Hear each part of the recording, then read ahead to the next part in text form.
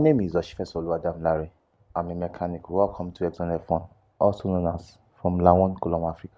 Good day! Please, like I've always clamored, please. I know you love what you're doing. Subscribe to my channel. Love it. I beg, like be on my channel. You get the best news. I love you guys. Sometimes also comment on this social media. It helps my growth. Share, please. It's very important you share. Hello, wonderful people. Now we are doing more rebranding. Very soon we'll be having merch and perks that you can get on the channel. But for now, you can give us super thanks, super messages. You can join or subscribe, which is great for us. And whatever you give us through YouTube is helping us to build more content. Now we are doing like 2-3 videos in a week. Sometimes we do 5. We can do more content for you. We can tell you more truth you need to know about F1 and what they hide from you guys. We can tell you the reality, the things we see, and be more concise with you. We can give you more videos like you want to see and you want to hear the truth. So you can go on the super thanks and click and see how you can donate to us, and you can also join. And some of the merch will be coming now. Some will be in form of tags or clicks in which you can add when you go to the comment section. But very soon we have some other merch that we can send to you, merchandise we can send to you to appreciate you for following us, and you would love it. Yeah, so welcome to my video for the Fp3 and the qualifying for the beautiful Las Vegas GP. In spite of the terrible start, it went on fine in the FP2, like I said in my last video. We're expecting the FP3 and the qualifying, but there are 3 things I need to say. It's a shocker for Carlos Sainz because he felt like it was a shock that he's having a penalty for what happened, and I'm like, Carlos Sainz, why are you shocked? That is what happens in F1. You don't need to be shocked. You guys get to the presser room, you get to the discussion room, the briefing room, and you don't talk about what is important. How FIA should deal with rules that are not working for you. Those are the things you guys should deal with. You guys should tell them to their face that they are destroying the race, because why would they penalize you? You guys spent hours repairing the car, especially for Alpine and for Ferrari. They spent over 4 hours repairing the car, putting technicians, the engineers, into deep work into the midnight. And you guys spent hours going back to the track, and then there was nobody to cheer for you. Now you are getting 10 place grid penalty. Oh, guys, not fair. I think it's not fair. So these are the important things you guys should be talking about seriously, not things that are not really important. I think you guys sometimes miss the important things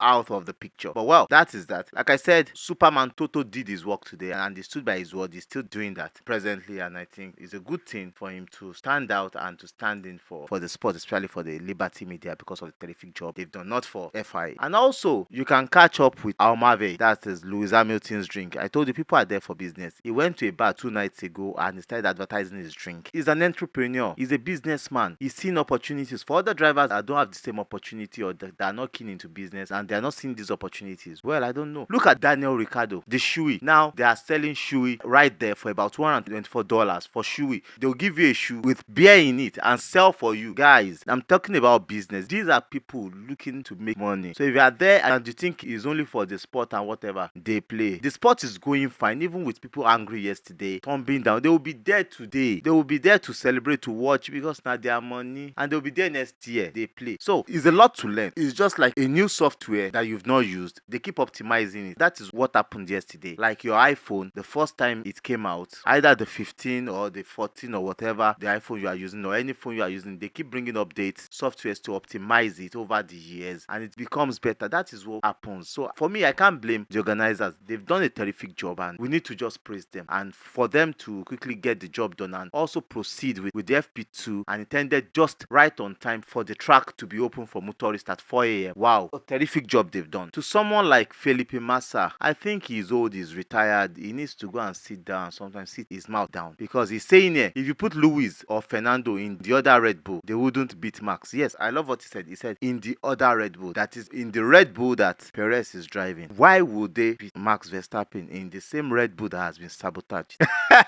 Why not say if they put them in the same Red Bull that Max Verstappen is driving? And I would say what you are saying is rubbish, because you cannot compare the experience of of Lewis Hamilton and Fernando Alonso with Max Verstappen. 100%. You can come out, argue with your mouth, with your pen. You can't compare them. These guys are well experienced. Look at what the great job Fernando Alonso is doing for Aston Martin this season. Look at the great job Lewis Hamilton did for Mercedes last season, making sure he uses his car to make sure they develop last season. Now, this year, look at the terrific job he has done with a bad car this season. That's the same car George Russell is driving. Mercedes, Ferrari, McLaren, they didn't sabotage their other drivers or their cars like Red Bull did. So look at the way these guys are driving. Put them in Max Verstappen's Red Bull and see how they will do a better job. I'm telling you how they will do a better job, because these guys are well experienced. All they need to put is better setup and they will do a better job. You may not believe me, but I pray the competitors bring a better car next year, because I am sure what Felipe Massa wanted to say was to put them in the same Red Bull Max was driving. But if he means in the same Checo Perez car, then I think he is right, because if they put them in the same Checo Perez ride that has been sabotaged, then we all knew they won't do a good job. Yeah. Going into FP3, the track parts would have rubbered in, especially the parts that have been open to the public today, and the other parts, there are no support rails to rubber them in. And when drivers get on track today, by qualifying, the track should have fully wrapped up and should give them better racing. But let's see what happens in FP3 today and in qualifying as we go into today's race, enjoying the Las Vegas Grand Prix. I love that Grand Prix. Seriously. Let's go into FP3. The FP3 in Las Vegas and the qualifying. What went down in the FP3? It's so interesting to see that the Mercedes came out again in their badly shaped car. The setup was just off the pace. They were jostling for pace and adjustment. They could do nothing in the first part of the session. They were really looking for pace, looking for how to set up their car, where to place their car on the medium tire. Maybe they thought it was the same yesterday, or they made some changes against yesterday, but it didn't work for them. So they had to go back and readjust. Will they be able to readjust again for tomorrow? We don't know yet, but they had the readjustment and they came up the pace. Lewis Hamilton ran a different strategy, while George Russell ran a different strategy, just to know what they are doing. I think Lewis Hamilton did a lot of heavy fuel runs, while George Russell did low fuel runs to set better sector, to know where they really are for qualifying. Later, they did well. George Russell setting up the fastest time of the FP3 session, while Lewis Hamilton coming 7th in the FP3 session. But as usual, our usual suspects came up close to the 1/4 of the session and start setting better laps and pushed the Ferraris that were setting purple sectors down, to tell them that they are still in the game. And all through, I think the Ferrari are still in the game, the Red Bull are in the game, the Mercedes looks pretty handy to be in the game, and also the McLaren, I think they've changed their setup. They are looking pretty. They have pretty decent lap times in this FP3 to show that they are right in it. Not to lose focus, the Williams are telling us they've never left. They are just here, just very close, and they are very close. They really came up, and Logan Sargent was P3 in the session, while Alex Albon, his teammate, was P6. And about 5 minutes to the end of the session, Alex Albon caused the red flag when he banged his tire, his front left and rear left tire, into the wall, and the tire was left on the track. The rear tire was left on the track and it was unable to move. That was the cause of the red flag, in which ended the session. Also, the Aston Martin in the hands of Alonso, like I've always said, is pretty, and Bottas showing some pace. The Ferrari engines are really showing they are in it on this track. I think they are having a better long straight speed. All Ferrari cars,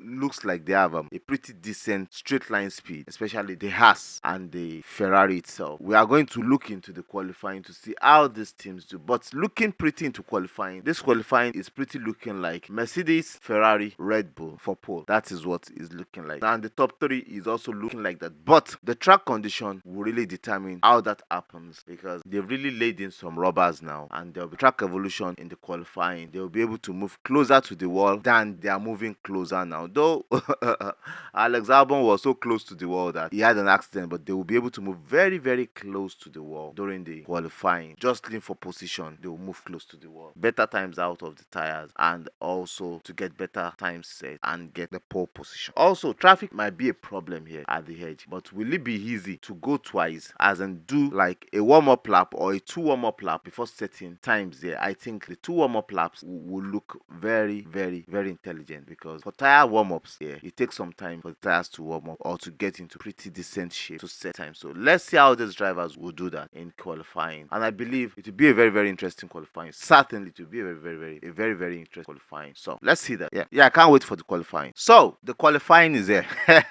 Oh my god. Now, like I said, this could set us up for a very good qualifying, and it did. It's the well shaking grid. The whole grid was well shaking today, and we have 8 teams making the top 10. 8 full teams.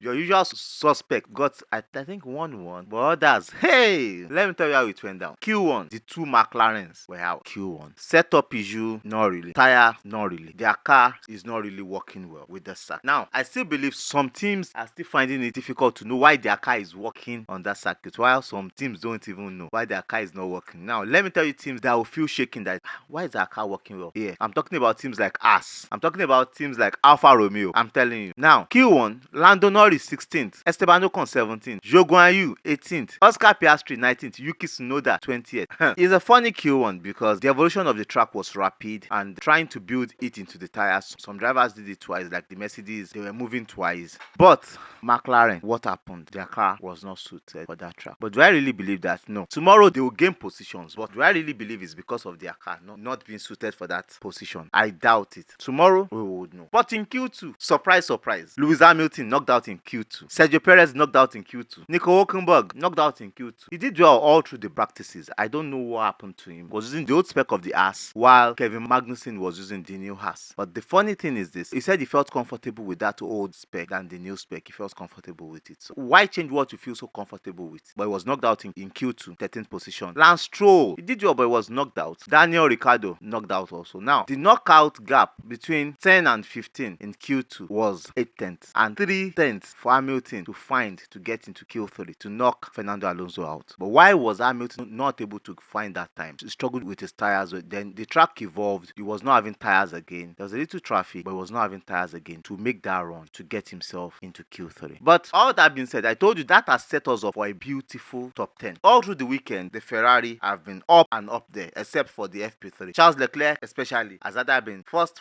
or third or in top 10. But this time, he was able, fully able to knock Max Verstappen out by 4 tenths of a second. 4 huge tenths of a second. The Ferrari locking out the front row, but Carlos Sainz will be starting 12 tomorrow. He will be starting alongside Hamilton tomorrow because of his 10-place grid penalty. And later today, the drivers spoke about it, and I feel they are speaking about it now because they are seeing it being something that should not happen, but it has been happening for a long time. And I said it in my last video that this should not be happening. Yeah, there are rules. FIA should not always tell us that it is according to the rules. It has been written. It has been written. Human being wrote it. We can change it because this is not normal. How will a truck destroy somebody's car? They spent hours to fix that car. They've spent money. Now they are going to pay for it. Abba, that is unfair. Now he's now getting a penalty for that. Penalties for such a thing should find a free space in the technical rules. You don't need to be told. FIA does not need to be told this. They don't need to be told. They know it is meant to be. Even when a driver takes another driver out during qualifying, free practice, and it affects their car, this thing should not affect the driver. FIA should be fair with these drivers. I think it's very unkind and it's not good for me. But in the long run, the Ferrari showed really decent pace, with them having about 4 tenths away from the fastest Red Bull, that is Max Verstappen. Now, Perez came out in this weekend and they were like, oh, because it's a street track. He's still finding his confidence. He's still trying to get his confidence in that car that has been away from him for a long time. Now, for him to gain confidence, it will take time. It's just like the way Mercedes are having mood swing with their car because the car is unpredictable. Also, with McLaren recently having mood swing with their car, and also Aston Martin, you understand. But here we are. It will be difficult for him to get himself. Even in the qualifying today, the Q2 session, he could have a full time to run. They told him he should just pit and save some tires, and also he would qualify. Meanwhile, everybody knew the track was evolving, and the track evolved, and at the end of the day, he found himself outside top 10. But the Mercedes look so close. But how will this race pan out? We're having Charles Leclerc on pole, Carlos Sainz second, but he'll be starting 12. So Max Verstappen will be starting alongside Charles Leclerc. We are talking about United States now. You all know what happened. Now, let's go back to it. George Russell will be starting third alongside Pierre Gasly. The Alpine in the hands of Pierre Gasly worked so well today. For the second time this season, the two Williams got into Q3. Logan Sargent qualifying 7th.